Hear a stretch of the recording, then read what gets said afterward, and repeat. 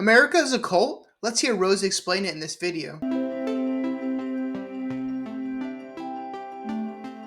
The thing we should do with people who create art that have done terrible things.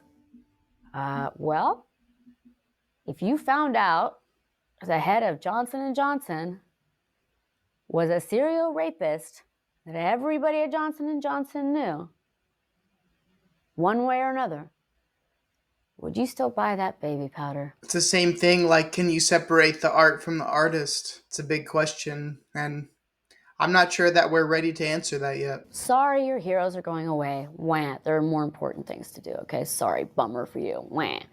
The construct of society, the raping and killing of women. There's a channel called ID. It's devoted to 24 hours a day of sexualizing murder victims, okay? Stop it. Stop it, stop it, stop it. That's my message. Just knock it off. Wah, you don't get to like Woody Allen. Oh, what a big, huge loss for you. I'm sure that compares to the girl who's just been raped that now feels like she wants to hang herself from her balcony, right? Because that really balances out. So when people bitch about that, sorry, bummer for you. You don't watch Birth of a Nation, do you? Probably not, because you know it's racist. So in time, these people will be looked at like that. My job and others' jobs at work in kind of what I'm doing is to put an asterisk next to these assholes' names for all time. And if people want to cry about not getting to like somebody they liked when they're kids, well, get a fucking bigger problem. Makes me think of Bill Cosby or even Harvey Weinstein. As the future progresses, the roaches of society will definitely be exposed, and nobody wants to hold on to a roach once they realize what they are. It's not that complicated, people. It's really not. It's really not. It's easy. Read a different book. That's it. I have so many people fighting me because they want to stay in the system. The system benefits a 0.0001%. My ultimate goal is smashing the 99 and the 1%. That's what I'm here for. And I'm here to do that through thought and raising women up. The rise of the divine feminine is going to crash that 1% to the 99. I'm definitely here for it. And yes, in Children of God, the cult I was born into, and again, it's someone's like, oh, they make a big deal of the cult. I'm like, I would be talking about Ohio if that happened to be my life. That just was not. But that's a cult too. And I think you all know it.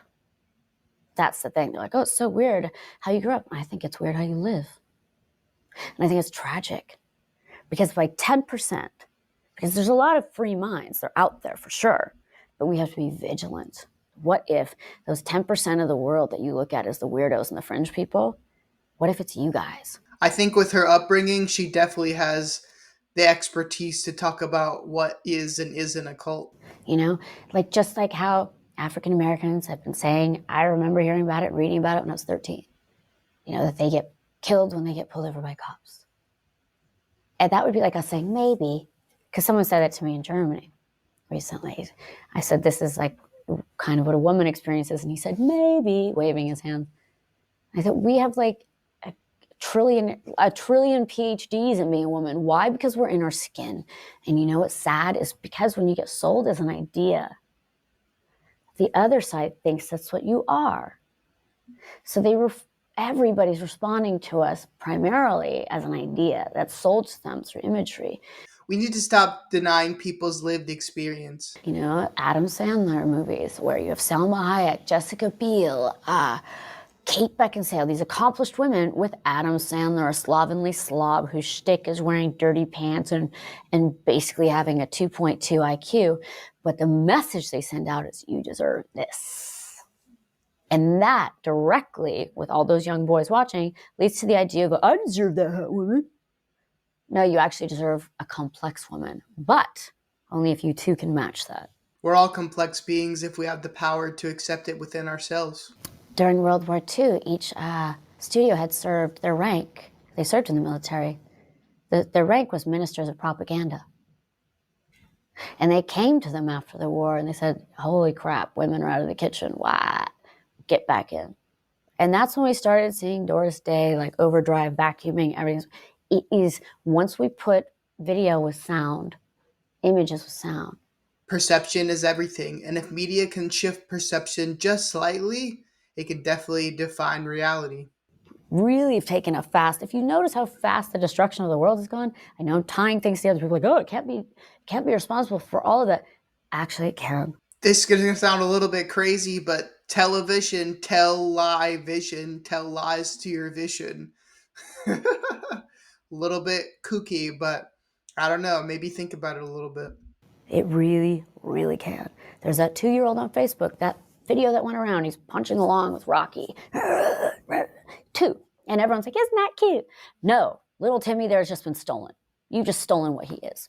And when you're talking about also, you're telling him what a man is, especially telling him what a white man is, and especially you're telling him how to feel. Why are sports so popular in a stupid country? Why? Because here, that's how men are the only time traditionally they're allowed to have an expression of energy or a release of energy. Unfortunately, it's in anger and aggression. I think there's power in embracing emotions. No more bread and circus like in the Roman times. As long as you keep them fed and keep them entertained, they'll be docile creatures. No more of that. I'm probably in the minority, but I do not like any sort of sports. I played all them when I grew up, but now watching them just seems mindless and ridiculous. Why would I put my mind towards something that has no meaning at all? Real Western societal interest, a real American problem. Worse than any other place, I bet. And I've been to a lot of places. And I think when you come from a land with more time behind it, right? America keeps going, we're so young. No, we're not. White people are young to it, you dummies. The crazy part is this video is 6 years old. Just imagine how far we've advanced from this today. You know what they did in the 20s? I thought this was the height of American hubris. They gave Native Americans citizenship. They gave Indians citizenship and called them Native. You know what I mean? Like, that's the mentality we're dealing with, and they fight it on every level. They fight, I don't want the Redskins logo off this. Shut up. Shut up. Wah, your sports team is sad now. A country built off of decimation of a population that already lived here, built on slavery, and now run by people who are put in jail that are basically slaves because they are forced to work. It's the repeating patterns over and over and over again. What's the definition of insanity? It's doing the same thing over and over again, expecting different results. And now we're trying to delete these things from history. We're changing the names of sports teams. We're taking down monuments because people are outraged over them. History happened like it did, and we need to learn and grow from it, not try to erase it. You know, the traditional shaming thing. What have we done, like, since Hester Prynne? Come on. And, like, since, I don't know, someone called Mary in the Bible. They did the same thing to me that they did to Mary. Every interview was what a man did. So I understood the detail, the funneling, and the system of how we sell ideas to people. But you have to understand, it's not just the media. It was like how my family treated me based on coverage, because they're wrestling with, they kind of know me, but they think they know me more from what they see in the media because that's what they see. Same with any man or woman that I've ever been with, anything, friends, it affected everything. Perception creates reality, and when your perception is something that's shaped by the media, your own personal experience may be trumped by the media's portrayal of you. And look, I don't have any right to talk about a woman's experience because I clearly am not a woman, but I empathize with them, and I'd love to have a woman's perspective on anything, really. And I think society needs more women's perspectives, so this is definitely enlightening to say the least. But the prison wasn't mine. That's the whole thing. Unless you're actually behind bars, those bars aren't there, but we think they are. I was on Stephen Colbert last night, and he said, we were talking about, I was wearing a hoodie, and he said, oh, I wish I could wear that. I have to wear the suit. Because I was saying I hate suits. I feel like whenever I wear them, and I was thinking maybe men are cranky because of this, because you're like a T-Rex. Your hands are like, you can't move. It's not fun, right? It's uncomfortable. And men don't like to be uncomfortable. They don't like itchy things, understandably. So that suit paradigm is stupid. And I said, well, what would happen to you if you didn't wear a suit? And he's like, I have to wear a suit just for as long as I'm like, but why? And he actually said at the end, we were talking about it after, when the camera cut, and he's like, yeah, like kind of wonder, yeah, why do I have to wear a suit? Who says? Who made that rule? Who cares? They also made the rule that it was indiscriminate and okay to rape and sexually assault in Hollywood.